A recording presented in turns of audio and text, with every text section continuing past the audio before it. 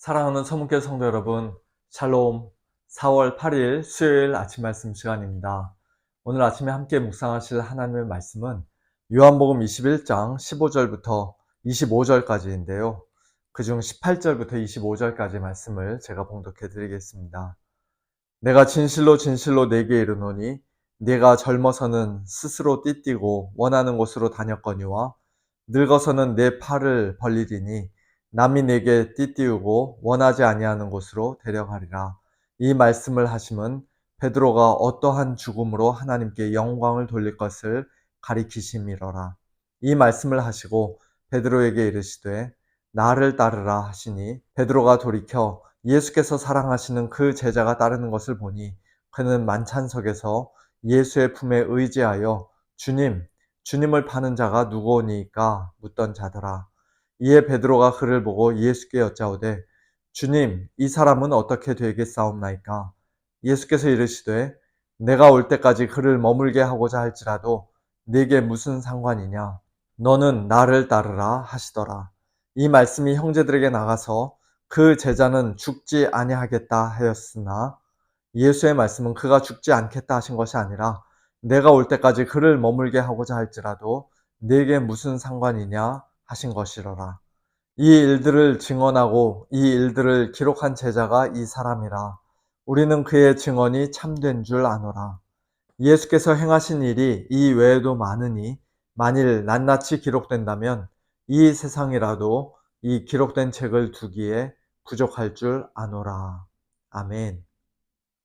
오늘 본문은 매일 성경 진도에 따라 지난 2월 1일부터 묵상해온 요한복음의 마지막 말씀입니다.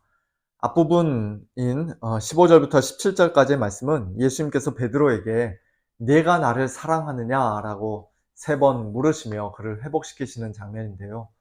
이 부분은 이미 여러 차례 말씀을 들으셨을 것이라 생각하고 오늘은 그 다음 장면을 함께 묵상하고자 합니다. 예수님께서 베드로에게 내 양을 먹이고 내 양을 치라는 귀한 사명을 맡기신 후 장차 그의 죽음에 대해 말씀하십니다.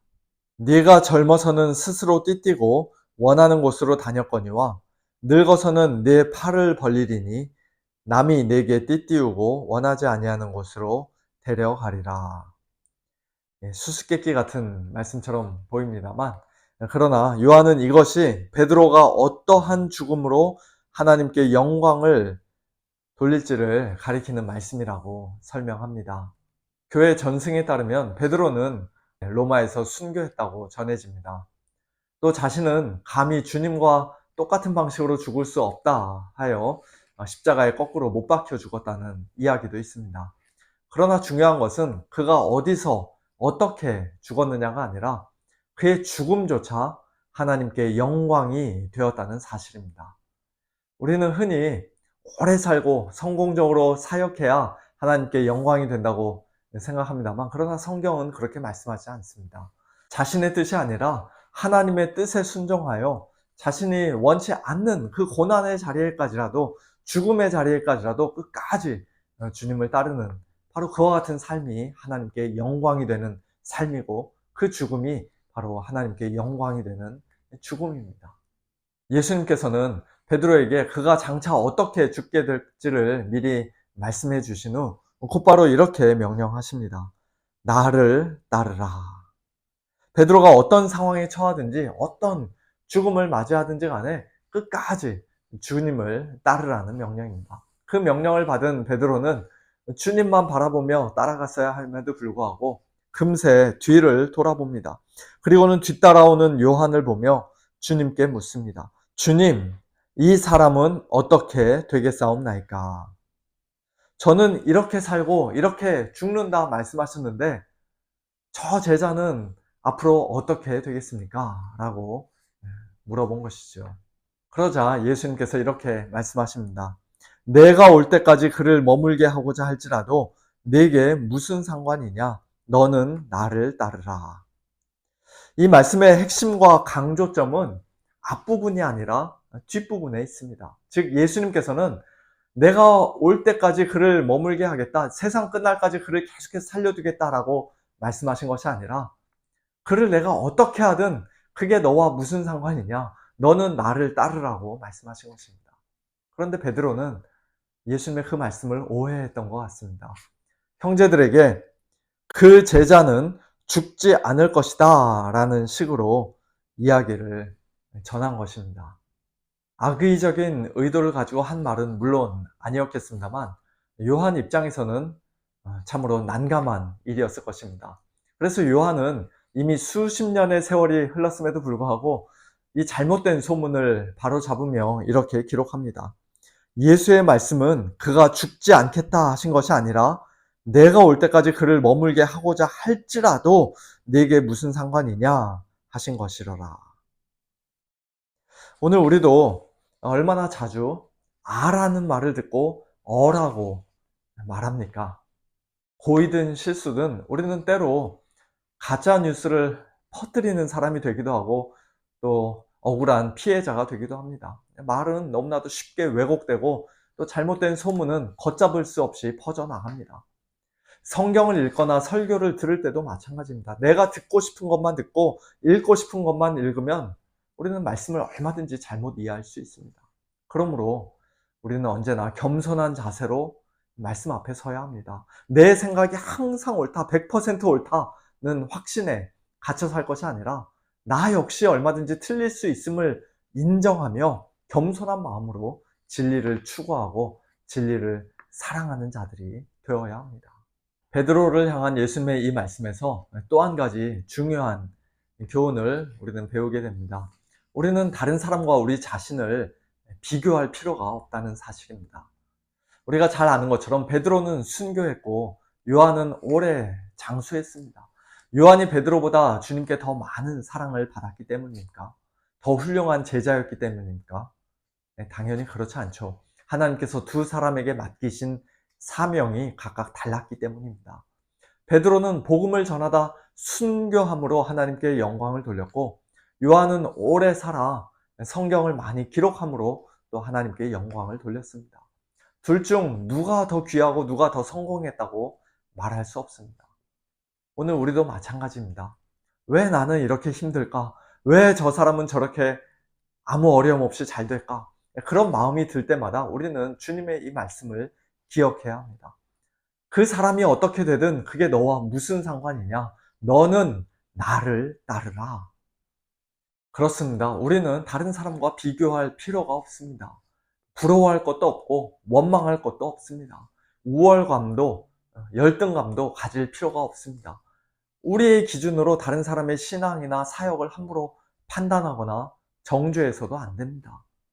다른 사람 때문에 실망하여 주님을 따르지 않겠노라고 말할 수도 없습니다. 하나님께서는 각 사람에게 다른 은사를 주셨고 다른 사명을 맡기셨으며 또 각자의 삶을 하나님의 그 선하신 섭리 가운데 각기 다른 방식으로 인도하십니다.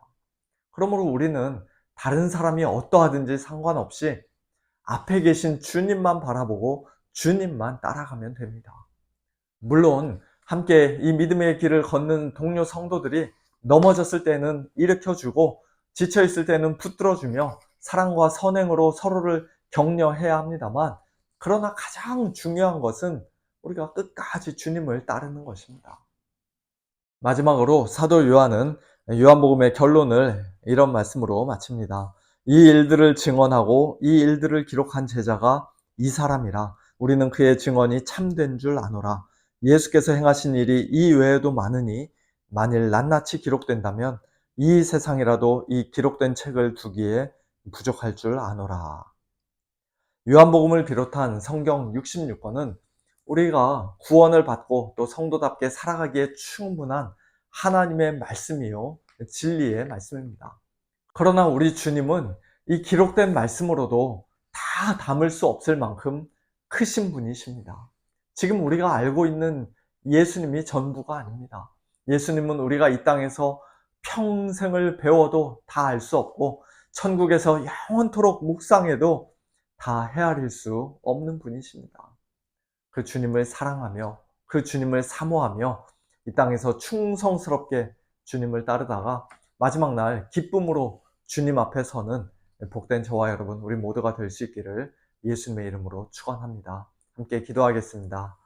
하나님 아버지 감사합니다. 오늘 요한복음 21장 마지막 말씀을 통해 주님께서 얼마나 좋으신 분인지, 얼마나 크고 위대하신 분인지, 또 저희들을 향한 주님의 뜻이 무엇인지 다시 한번 깨닫고 주님 앞에 결단하게 하시니 감사를 드립니다. 하나님 아버지, 저희들 베드로와 같이 참 너무나도 연약하고 부족한 자들이며 너무나도 실수도 많고 또 때로는 주님 앞에 너무나도 부끄러운 죄악을 범하는 그러한 자들이지만, 그런 저희들을 그냥 내버려 두지 않으시고 포기하지 않으시고 그때마다 다시 찾아오셔서 저희들을 사랑으로 다시 회복시켜 주시고 저희들에게 귀한 사명 다시 맡겨 주시고 주님을 끝까지 따라가는 자들 될 수 있도록 날마다 도우시고 힘주시는 주님의 그 크신 은혜에 다시 한번 감사를 드립니다.